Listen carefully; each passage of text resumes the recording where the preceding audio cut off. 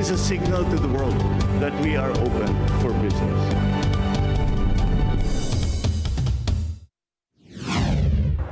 We are now open for business. This is 𝗍𝗏𝗏 bringing you yet another episode to guide you in discovering your passion and growing your business as we learn from experts in the field. Sama-sama tayong matuto sa isa na namang makabuluhang usapan tungo sa pagpapaunlad ng inyong negosyo. Ang Open for Business ay mapapanood nyo rin sa Facebook at YouTube. Siguraduhin mag-like at mag-subscribe sa aming social media page at Net25TV. Alamin natin, suriin mula sa mga negosyante, thought leaders at mga personalidad sa iba't ibang larangan ang mga strategies, trends at mahalagang karanasan sa pagninegosyo dahil tayo ay open for business.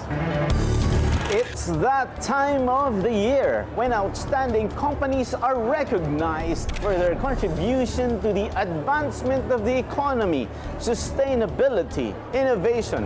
We are bringing to you the successful movers in various industries as we cover the 15th Asia CEO Awards 2024 with organizers Ms. Rebecca Bustamante and Richard Mills as they continue to open for business.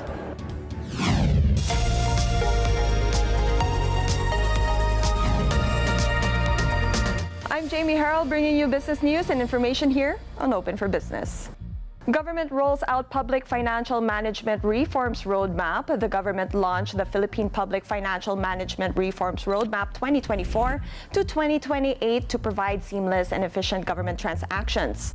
According to Budget Secretary Amina Pangandaman, the reforms roadmap will expedite the adoption of the Integrated Financial Management Information System across all government agencies. This addresses the challenges that public financial managers face when upholding fiscal discipline. Pangandaman added that the PFM covers 11 key focus areas of public financial management, such as planning and budgeting linkage, cash management, public asset management, accounting and auditing, PFM capacity development, digital PFM, PFM policy and legal framework, public procurement, disaster risk reduction and management, PFM for local government units, and monitoring and evaluation for public expenditures. The PFM is also seen to help the government uphold transparency and accountability as it puts digital transformation at the forefront of the country's reform agenda. Dollar reserves hit a record high at $112 billion in September. The country's gross international reserves reached an all-time high in September at $112 billion. This is according to data from the Bangko Sentral ng Pilipinas. Month-on-month, the dollar reserves rose by 3.8% from August, $107.9 billion. The high performance was attributed to the upward valuation adjustments in the BSP's gold holdings due to international gold price increases and net income from foreign investments. The level of dollar reserves is more than adequate to cover 8.1 months' worth of imports of goods and payments of services and primary income. The reserves are also about 6.3 times the country's short-term external debt based on original maturity. Loans for production activities rise in August to 10.47 trillion pesos. The BSP reported that loans for production activities grew by 9.4% to 10.47 trillion pesos in August from 9.58 trillion pesos over the same period last year. The growth was driven by loans to key industries like real estate, wholesale and retail trade, repair of motor vehicles and motorcycles, manufacturing, transportation and storage, and electricity, gas, steam, and air conditioning supply. And related to this, retail stores dominate business registrations for 2024. Neighborhood stores, so-called sari-sari stores, largely make up business registration or renewal this year among the wholesale and retail trade for this year, with 55.43% or 511,819 out of the total 923,383 data from the Department of Trade and Industry showed. According to the DTI, 817,333 or 88% were new business name registrations registrations, while the remainder were for renewal. The trade agency is confident it will surpass this year the highest number of registrations recorded in 2023. Cebu Pacific buys Air Swift for 1.75 billion pesos. Cebu Pacific will soon fly from Manila and Clark to El Nido and El Nido to Bohol, Boracay, and Coron, with acquisition of Ayala Land Incorporation's Air Swift Transportation Inc. for 1.75 billion pesos. With the 100% purchase, Cebu Pacific enters the premium segment and aims to bring lower cost options and greater accessibility to El Nido. And that's the business roundup for this week. I'm 𝗗𝗻𝗆 for Open for Business.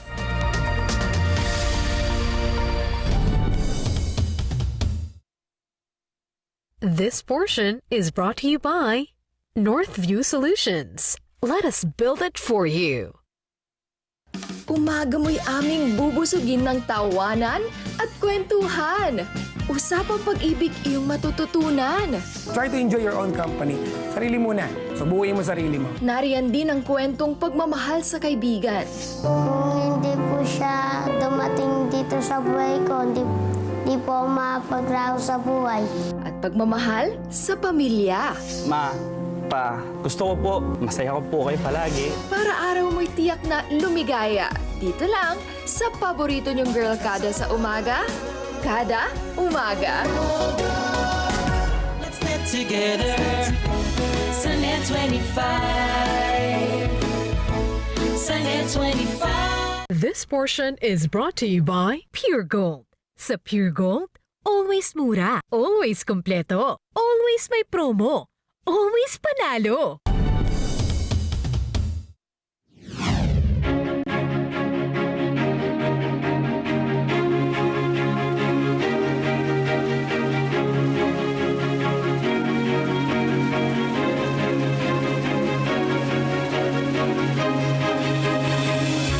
Tonight is the night for great business leaders. Indeed, fortune favors the Philippines as the prestigious 15th Asia CEO Awards 2024 recognize the movers and shakers of various industries in the Philippines with their impactful leadership. Indeed, it's a celebration of Filipino business excellence. It's going to be an inspiring evening, so stay with us as we bring you the happenings here, the 15th Asia CEO Awards 2024.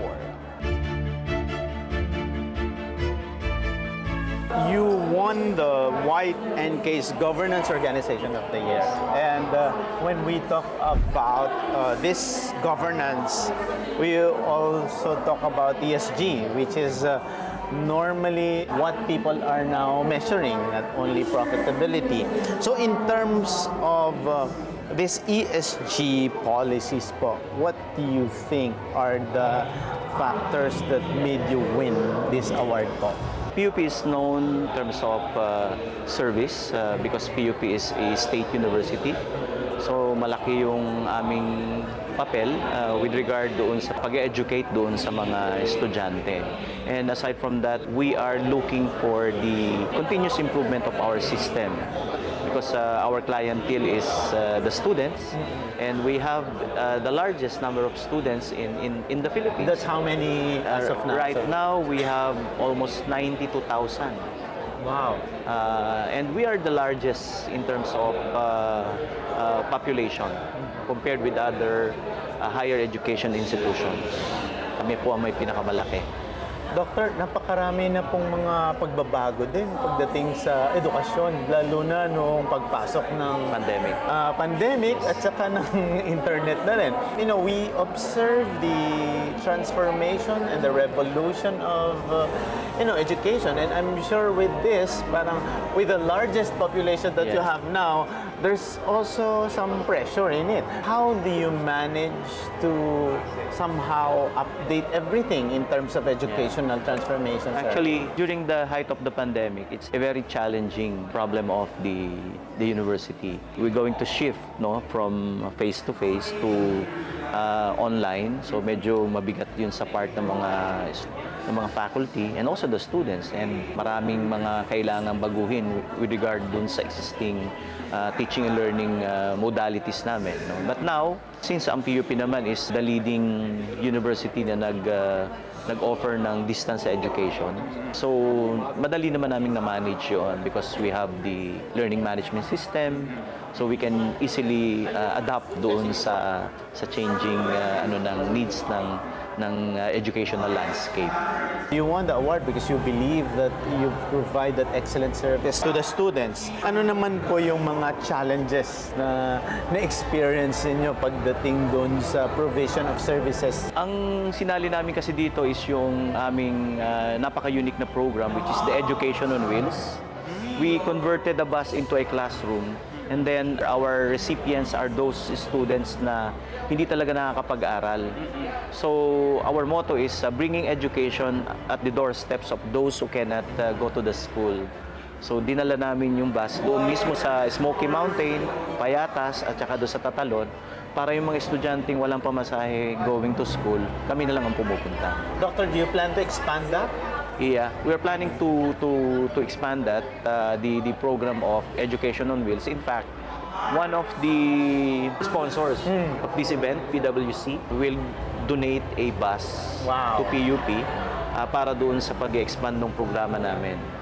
So probably hindi lang dito sa Metro Manila ang aming maging recipients ng programa namin, but we're planning also sa outside sa NCR.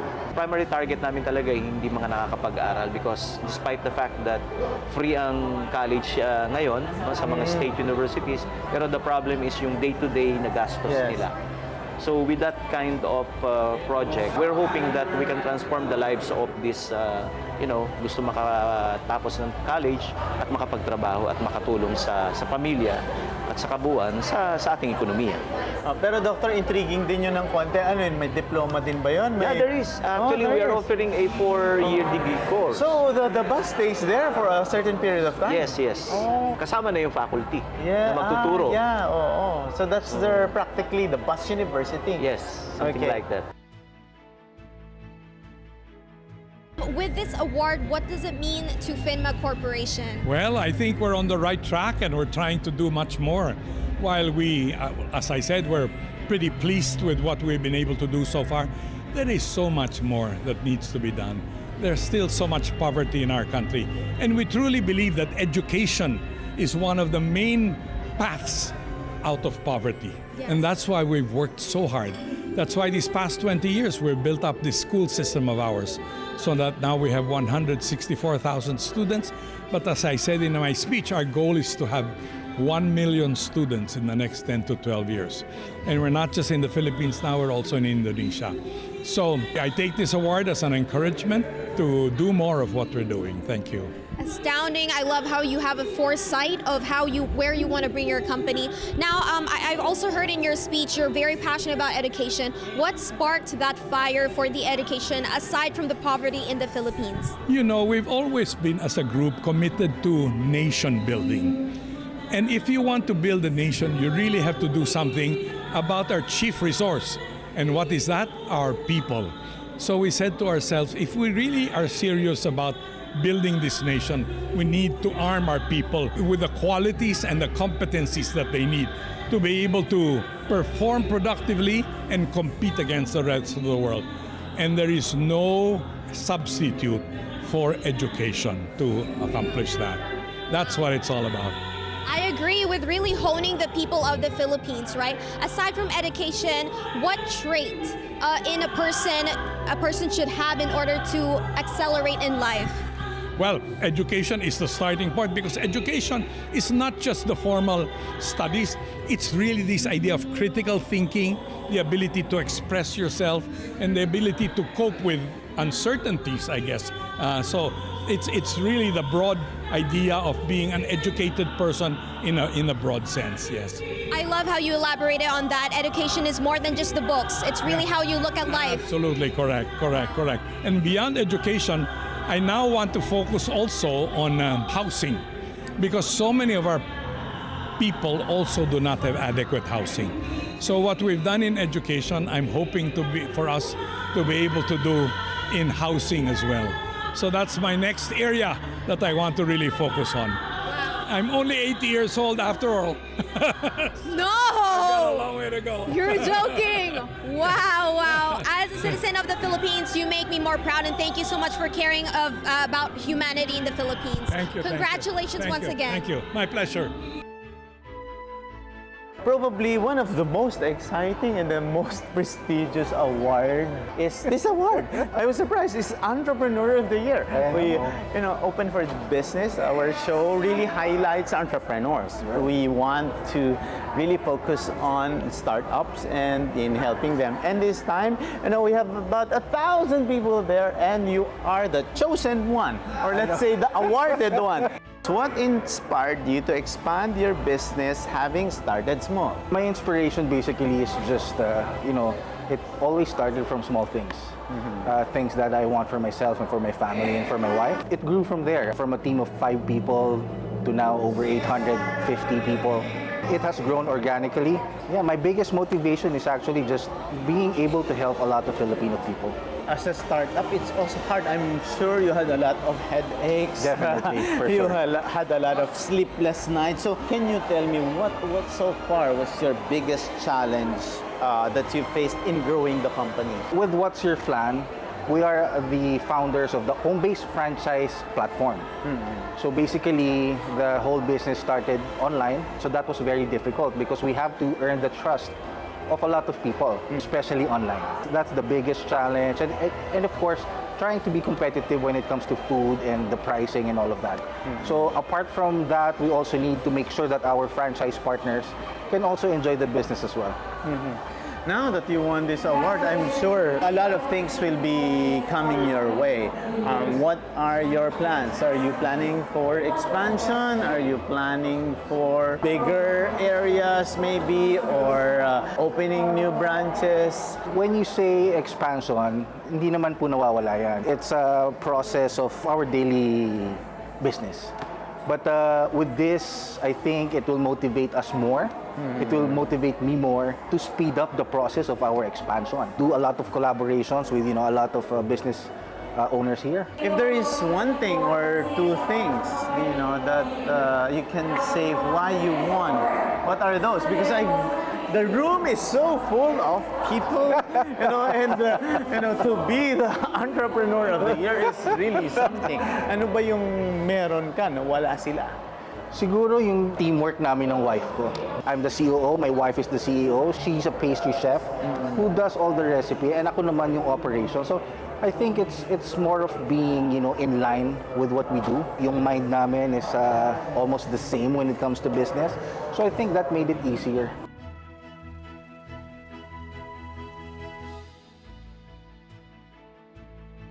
What do you feel about this award? Thanks, Gia. First of all, I just want to thank the Asia CEO Awards for organizing this event annually. I'm receiving this on behalf of our hardworking and passionate 24,000 employees across the Philippines. Really, really, really proud with this award. This represents a lot of the hard work of our teams, and it really represents our passion for people ethos that we live by. I've been around the Philippines here and there, and I noticed that the service in the customer service, specifically in the Philippines, has deteriorated through the years. How did you keep your company up there in terms of customer service? I think we're hiring the right people. I think we're giving the right people the opportunity. Speaks well to how we train our teams. The leadership has played a big factor in guiding and helping our teams. I still firmly believe that the Filipino talent is world-class. The service that we provide is the best there is in the world, and our aim is to continue with that. You've mentioned 24,000 employees. How do you keep it consistent? That's a lot of work, sir. Yeah, it is. We've been fortunate enough to have world-class leaders in our teams and very, very passionate teammates that help us achieve our goals. Quality over quantity. Absolutely. One more question. What is the importance of service in business? It means everything. Service in business means absolutely everything. The the product that we offer the world is the quality of our service and the interactions of our teams. I think our growth and our achievements speak to what we try to strive for every day. Asia CEO Awards is on our 15th year, and of course it's becoming bigger and bigger, and the expectation of everybody is stronger and stronger too. You mentioned it's bigger and it's stronger. And over the years, have you observed an increasing number of nominees and attendees, or nominees for each of the categories, and what does this mean to this initiative? It's big increase because so many submissions, even Circle of Excellence, it's already a big thing for them because it's a good marketing for their organization or either individual, for their career, and also CSR for the community. So it's very big impact for them. And for the nominees who did not make it to be the Circle of Excellence, of course they're very disappointed, but they keep trying every year. That's why the nominations every year keep increasing. Another interesting development, Ms. Rebecca, is that we see a lot of awards these days. We are invited to numerous awards, but I think Asia CEO Awards is one of the strongest, the biggest, and most credible business awards in the country and also in Asia. So my question there is, what role do you believe awards programs like this play in promoting the high standards of business practice? Basically doing the right thing. What's so nice about this is all the nominations, it's free. And the judges or the PwC, how they scrutinize more on their submission based on the real thing that they've done, the contribution that they've done, individual contribution, government contribution, company contribution, things like that. So that make it really different and very credible. You cannot buy it, but you need to earn it. But even though you're also a very well-known individual or organization, if you did not submit the proper submissions, you won't get the enough points too. So they always based on what you submit, and the responsibility of PwC is really scrutinizing every details that been submitted. And you can do that for absolutely free. How did you prepare for this, including the sponsors behind this, and also working with the Board of Judges? To mount an event like this, it will take you at least 1 year. Like for example, right after the Asia Awards 2014, we already start thinking, or even before finishing the 2014, we're already planning for 2015. What's the theme, what's the vision, and why we're doing that, things like that. And then when you have that kind of plan, right, then you can work on who will be the good sponsors to really collaborate with that. The mission or what the organizations do, and that category has to be congruent. And then when you explain that, they're so happy to support. And then same thing also with the judges. Judges are very strict, very credible, and we explain that also very advanced. And us behind the door, we are the one doing all the little things, small thing, but it's big them for them. And that's how they do. PwC is a very big contribution because by just auditing, scrutinizing every submission, that's a very tough thing. So the whole team working so hard by making this kind of event. So basically, what's the big picture here are the judges, the sponsors, and PwC. Para naman sa mga maliliit na negosyante, Ms. Rebecca, baka isipin nila ang Asia CEO Awards ay para lang sa mga malalaking negosyo. Paano nakakatulong ang Asia CEO Awards para sa mga MSMEs na siyang backbone ng ating ekonomiya ngayon? Mga kababayan, you don't have to be a CEO na maging talagang you're making a lot of money. Kahit na tindera lang tayo, nagtitinda tayo sa palengke, or nag-agriculture tayo, as long as you're doing the right thing at yung pagbabago na ginagawa nyo, submit that. Ipakita nyo. Gawin nyo kung ano yung tama. Pag ginawa nyo yan at isabit nyo ang tama, you know what, that's opportunity for you, especially for the entrepreneurship. Like a few years ago, I think 2019, when Bang Bang Bangus won. At look, Anong ginawa niya? Nag-create lang siya na magtinda ng bangos na mga parang daing na home service dahil sa pandemic. And look what happened. Ang dami niyang franchise because of that. So mga kababayan, don't belittle yourself, but think bigger kasi you will be shocked kung ano magiging outcome doon. So trust yourself, believe in yourself, and do the work. Pag ginawa niyo ang trabaho, everything's possible. And that's connected with the HCO Awards. Why would CEOs and companies join next year's 2025 Asia CEO Awards? Of course, everybody, not only the organization, individual, you should join because you know what? The vision by making Philippines first world, we cannot do it alone. But together, if we help one another, we can definitely make Philippines a first world country in 2040 for the sake of saving the next generation. Mabuhay tayong lahat. That's Ms. Rebecca Bustamante of the Asia CEO Awards. Open for Business. We'll be back. Stay with us.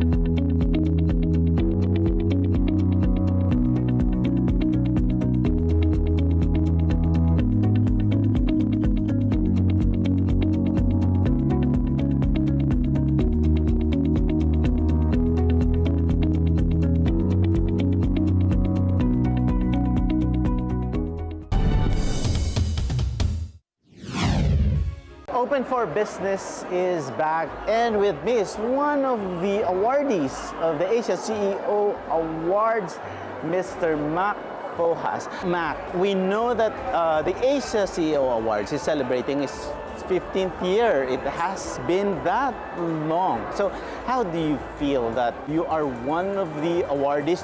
Well, I feel so proud, and I'm here to represent the Filipino talents because that's our purpose, that's our objective, to promote the Filipino talent globally. And yes, I'm very honored to be in this event. We know that there are a lot of categories in the Asia CEO Awards.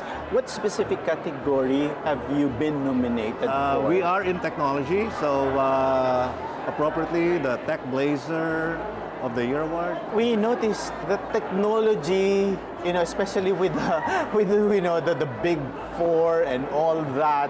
Why do you think that your company's role in the development of businesses here in the Philippines should be given that priority?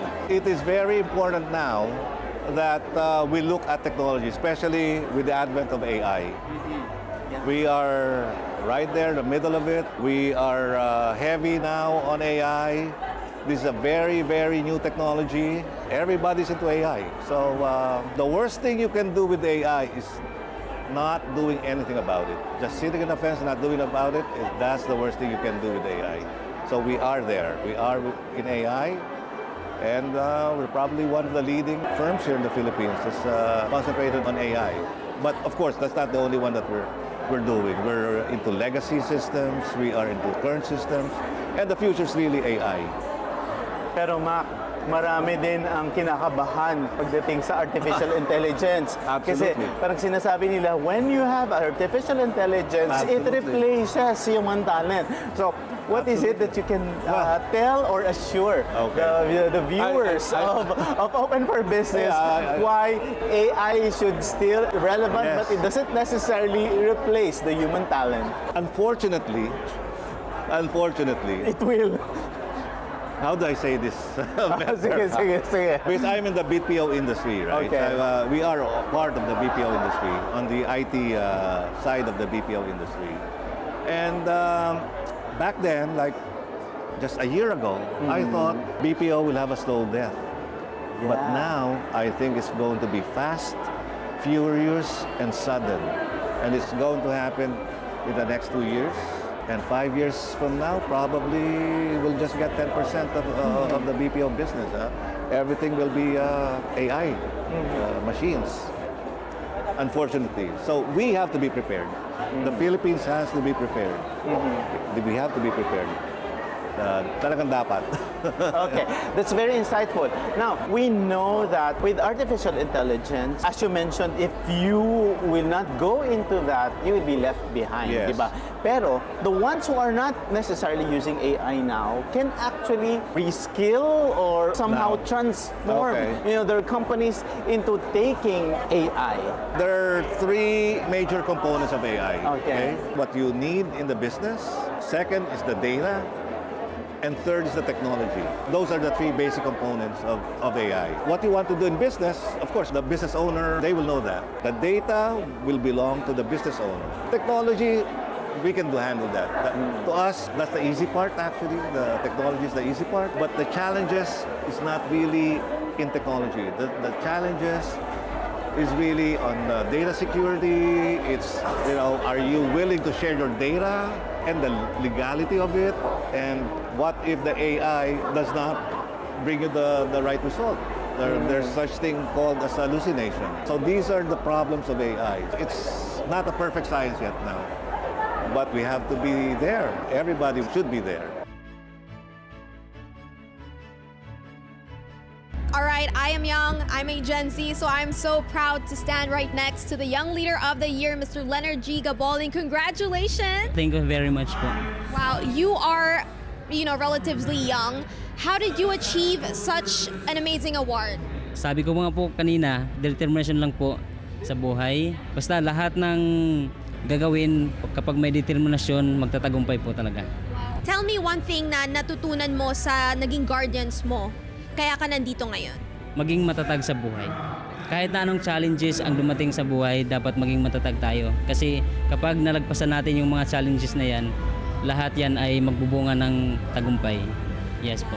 So inspiring. Isa pang advice para sa mga kabataan natin para ma-follow ang inyong footsteps. Huwag titigil na maghangad ng mataas. Sabi pa nga ng waray, padayon lang. What does it feel to be nominated itself? It's a big deal for sure. What does it mean to you? Very unexpected na, syempre nakasali kami since we started really from scratch. So I'm really glad to be one of the nominees and winners of the Entrepreneur of the Year. Kasi sa tingin ko yun talaga yung swak dun sa business namin na category. Ayun. You've mentioned starting from scratch. In this generation, starting from scratch is a struggle na, like in any aspect. So how did you start? What pushed you to start? Actually, way back 2016, mas mahirap talaga when starting a business because you don't have any guide, walang YouTube, walang any platforms for you to be able to know how to start your own business. So I really depended on myself kung paano ko i-start. Parang from scratch talaga, parang from applying for permits, IPO. So yun talaga yung parang ginawa ko, baby steps, talagang unti-unti. So ngayon kasi it's much easier na to start your own business like me na gantong 20s nagsa-start na. I started when I was 23 years old. So that was really my goal na after I graduate dapat hindi na ako empleyado. So that's really a goal na talagang sinet ko in mind. So inspiring. Please tell me about 𝗏𝗏𝗀𝗏𝗏's product. Like, how did it start? Are you passionate about this product? Actually, my initial concept was to start my own food cart business na pancake. But then, ang may kwento pa nga nung pinapresent ko siya sa mom ko, she said na parang hindi siya papato kasi pancakes, marami na they have. Di ba marami ng similar concepts. Then, suddenly, may nakita akong video ng mozzarella sticks sa Facebook randomly. Yeah. Then, dun ko nakuha yung idea. Then, when I told my mama, gusto ko parang mozzarella sticks concept, pinayagan na niya. Kasi siya yung nag-capital kasi. Sa mall ko kasi siya, balak talaga ilagay. That's why I really need capital na medyo malaki. Pero we're not really a rich family. Talaga kami, parang my mom was employed parang for many years. Tapos parang sabi ko pag-ipunan mo kasi parang hindi tayo pwede nag-empleyado lang talaga. And still, we're the first and only mozzarella sticks food stand here in the Philippines. And we already have around 70 branches. And I gotta try your mozzarella sticks. Around 60 plus branches are company owned. So congratulations! Thank you. And we're handling 100 plus employees, all are directly employed talaga sa amin. And from the beginning, we've been giving them the right benefits. Kasi before 2016, uso yung endo. But never kami nagkaroon ng endo. Lahat complete benefits, minimum. Yeah. So, yun siguro yung reason why the company is very blessed until now. Yeah. I love that. You know, one thing that I've learned from you is to never settle with wherever you are, because that's how you actually grow and move on in life. Yeah, parang ayoko kasi maging empleyado talaga. Sorry kasi parang nasi-stress ako, so I wanna be my own boss. So, it will really start from that. Love that. We love a girl boss. Yeah. SM is already a household name, di ba? Here in the Philippines. Yes. But it's almost equivalent to consumer items, spending, di ba? But here you are, with the foundation, you give back to the community with your CSR initiatives. Paano po kakaiba? How different are the CSR initiatives of SM compared to the others that we see? Well, you see, ang lahat naman ng mga offering CSR programs, they're unique one way or the other. I would say our uniqueness is in staying close to the teachings of Mr. Henry C. Sr. When he started SM Foundation, that was about maybe 40 years ago. He first started with the usual donations to NGOs, to civil groups. 30 years ago, he established our first program, which is the education program, because he felt, he's such a believer that education is a great equalizer.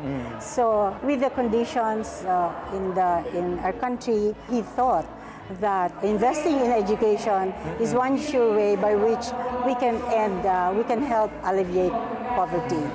And so he thought of establishing the college scholarship program. So we started with about 100 college scholars, because he believed that in order to be successful, at the time he was in the business of selling shoes, he sold a pair of shoes to every Filipino, to each Filipino, he would be successful. But then and then, he decided to use that same philosophy when he put up the foundation. If he invested in the college education of just one member of a marginalized family, that person would be the one to get the family out of poverty. It has multiplier effect. Yes, indeed. He was proven right. So how many scholars do you have now, from 100 to? Currently, we have over 1,000 scholars, college scholars all over the country, but we have already accumulated about 5,000 graduates. And they've all joined the group of working, they've joined the mainstream, and some of them working with SM. So it's not necessarily that they enter or they go to SM. So they're free to also go to different industries and companies. Yes. There are 1,001 job opportunities for them. But they're also working in other companies, here and abroad. Do you plan to expand it, and are there plans to also venture into other programs? Oh, yes, I'm sure hindi lang education yan, di ba? Yes, we're into health also. Health. There are several health centers that were put up by our health program, and there's the health and then medical missions as well are conducted yearly. And there's a mobile health unit that goes around the country that provides basic health services, X-rays, blood exams, and other laboratory exams for free. And these are conducted nationwide. We're committed to what we learned from the founder. And by the way, it's not only the health. We also have livelihood programs. We're training rural and urban farmers into modern ways of farming. And we also have we call this Operation Tulong Express. During calamities, we are mandated to be the first there to be extending our services to victims of calamities. So diversity, it's something that we really push now in our modern day. What steps did you take as a company to push through and promote diversity? I think we did not push anything at all at first. We were a young company. That means we are really open-minded at the very first. So it really didn't matter to us what gender you are. What we care about is what we can give in the label. So as a company, we are looking into more on consumer experience. So we will be working together with the whole team actually, making sure that your shopping experience as a user will have like a fast delivery, more good return and refunds, and ensuring that the quality of the products are actually good. IBM is no longer the IBM that we know many years back, and technology is also transforming, and IBM is one of the primary companies that has transformed the industry not only here in the Philippines but globally. What to you, sir, is the role of IBM in general as far as these technological innovations are concerned? I think IBM, if you look at it, we started in 1911, and there has been an era of several technological innovations that we have really driven and led from the front. Over the years, I would say the role that IBM has played is to improve the lives of all the citizens, improve the quality of life and make the world a better place to live, right? So these technological innovations have helped doing that. So starting with the typewriters, if you recall, today we have got our own Watson X, which is the AI and data platform for the business, right? Top of the world today. And I think the IBM stock price reflects it all. You are at the helm, and this is, I think, one of the most prestigious awards, the most prestigious category in all the list, the CEO of the year. We cannot help but ask for your leadership style. What is it, and why do you think it has impact in your winning as CEO of the year? See, I came over to the Philippines 5 years back. I didn't know much about the country and the culture. Like, the most important thing is to really get yourself immersed into the culture of the country and play to the strengths and the niche areas where this country specializes in. I think that's what I leveraged upon. But most importantly, you have to be a people person to succeed in this country. I call myself half Filipino. I'm Indian by citizen, but pretty much adopted Filipino as my functional citizenship. You've been in a lot of parts of the world already. You've seen a lot of cultures. How different is the Filipino worker, and how do you motivate or inspire the Filipinos? I think Filipinos start slow on anything, but the moment they trust you that this is for their own benefit, this is for the benefit of the country, they really give it 100%. Wow. So I think slow start, but once they give it, they are absolutely committed. I'm sure as CEO, you faced a lot of challenges as well. So can you cite at least maybe one or two challenges as CEO, and how were you able to overcome those challenges? I think for a CEO, it's a juggling of three major parameters, right? One is our clients, our people, and our business parameters, right? All the three have to succeed. You cannot prioritize one over the other. If I prioritize too much on people, maybe I'll compromise on the business side of it, right? Okay. If I prioritize too much on the clients, I might actually compromise on what my people really need to do. So trying to juggle between the three was a big challenge during the COVID times. So that's right. Clients, people, and the business. The business. Yeah, the business would be your profitability, your revenue, right? All of that, right? So you can't really compromise on any of the three. So how do you maintain the triangle, a true triangle, which is equally kind of angles, right, amongst each of them, is something which is the main part of my job. Right? You can say it's really a balance. You don't put a hierarchy on it. I never prioritize one or the other. I always ensure that all the three are equally important in any decision that I take. Right? I won't push my people too hard to do something which, if the client is unreasonable in their ask, I won't push too hard just because I've got a metric to hit my profitability targets, to kind of push my people hard. I won't do that, right? I will ensure there's the right balance, and that's what I ensure, end up talking to my leadership also, is that how to ensure what the expectation out of this center is balanced. I think that's my job.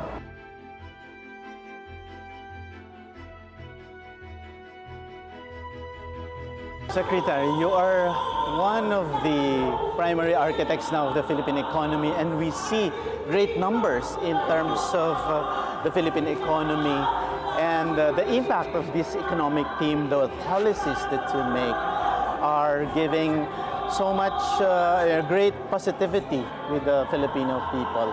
What's your outlook as we continue more of these initiatives in terms of the policies that you present to government and the Filipino people? Well, first of all, we're following the Philippine Development Plan of our President Bongbong Marcos. And nandun naman yung plano, sinusundan lang natin yan. We're funding the programs. Yan ang pangunahing trabaho ng Department of Finance. We spend 15.8 billion a day.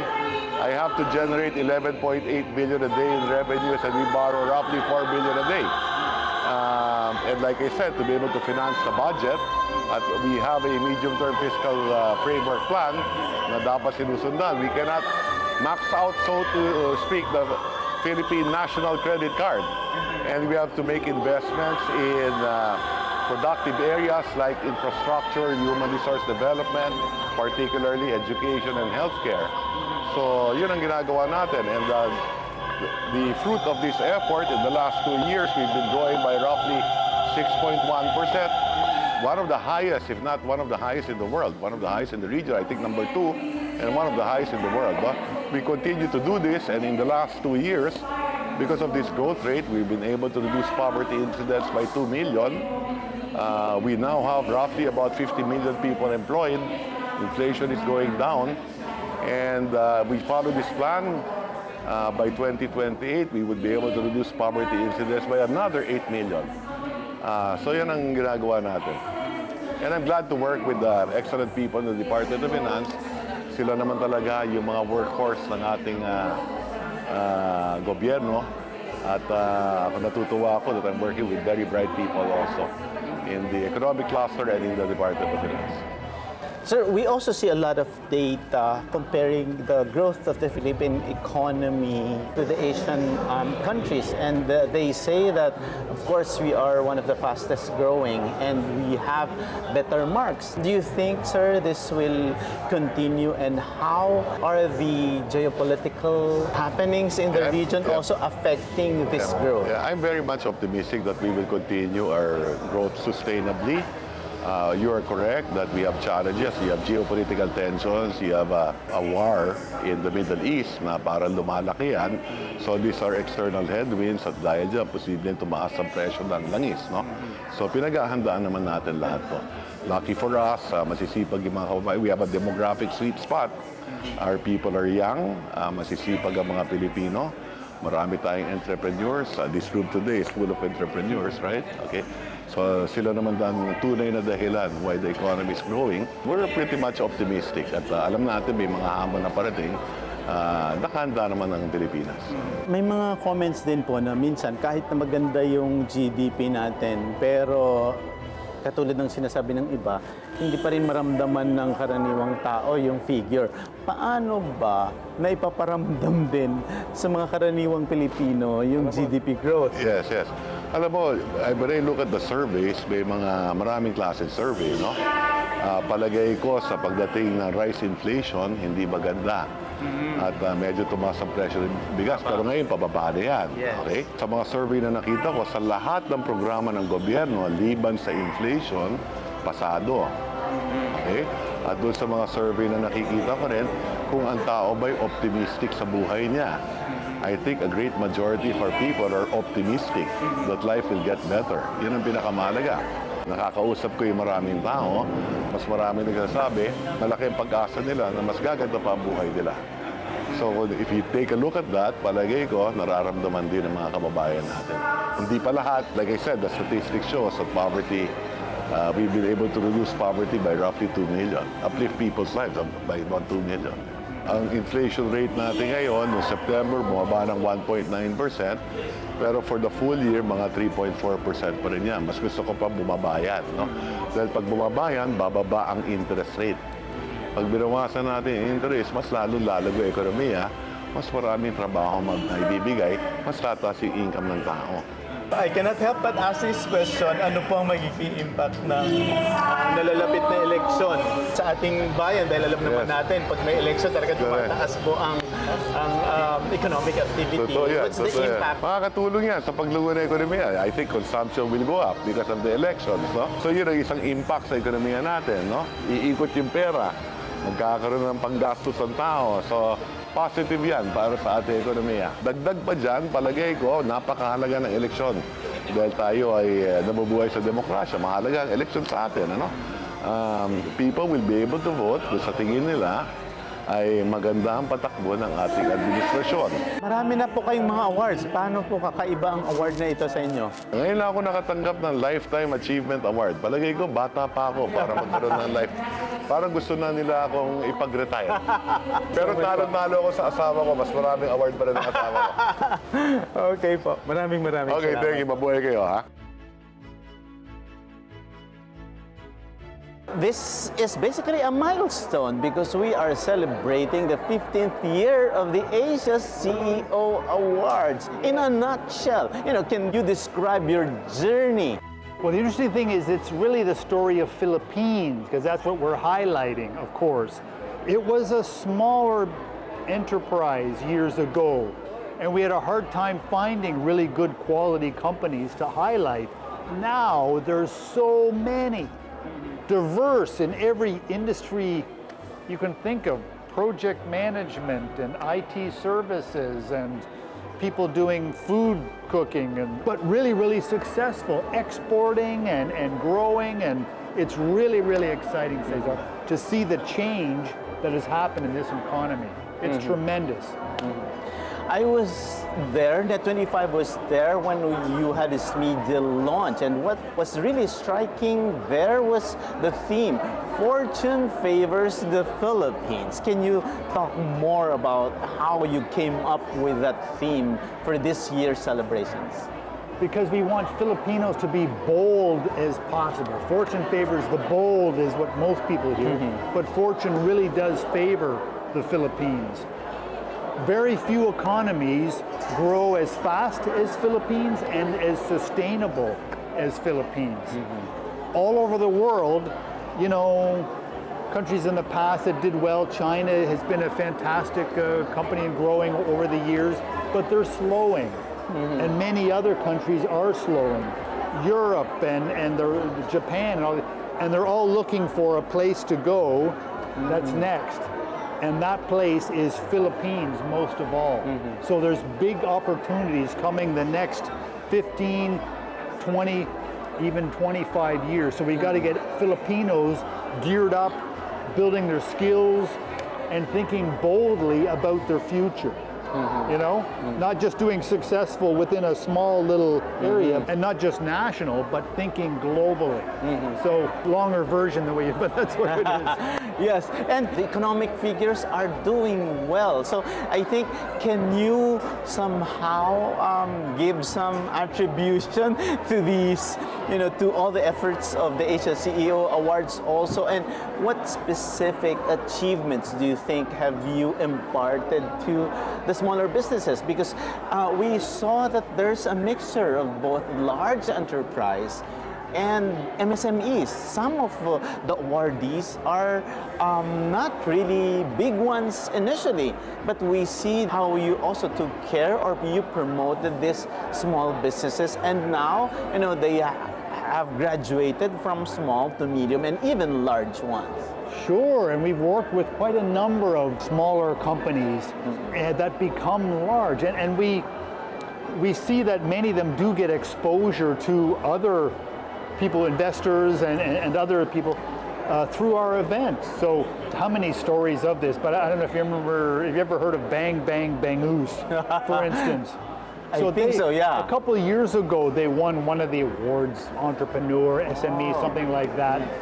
At the event, people came up at the event to say, I want to buy one of your franchises, tell me how to do this, I want to go. So that group that had, 10, 12 little franchise things before the event A year later, they're over 100. Wow. Now, I'm not saying we're the only reason for that, certainly not, but I know they said, you really helped us a lot. So I'm pleased that, we have more and more stories like this. So we really want to promote these young companies to help them go big.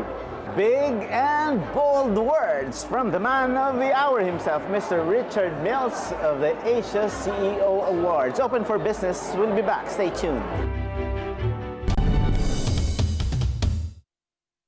Ang mga maiinit na balita at rumaratsyad ang usapan ng bayan, ihahatid namin sa 100%!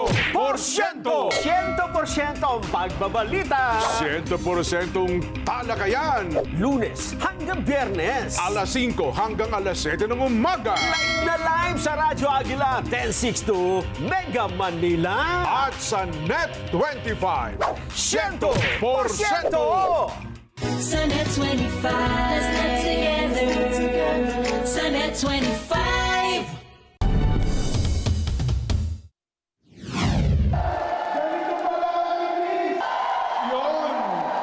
Isang engranding okasyon ang ginanap ng 𝗏𝗶𝗃 International para ipagdiwang ang patuloy na paglago ng kumpanya, hindi lamang sa pagbebenta ng produkto, kundi sa pagbuo ng isang komunidad ng mga Pilipinong malusog at matagumpay. Congratulations sa 𝗏𝗶𝗃 International sa ginanap na ground launching.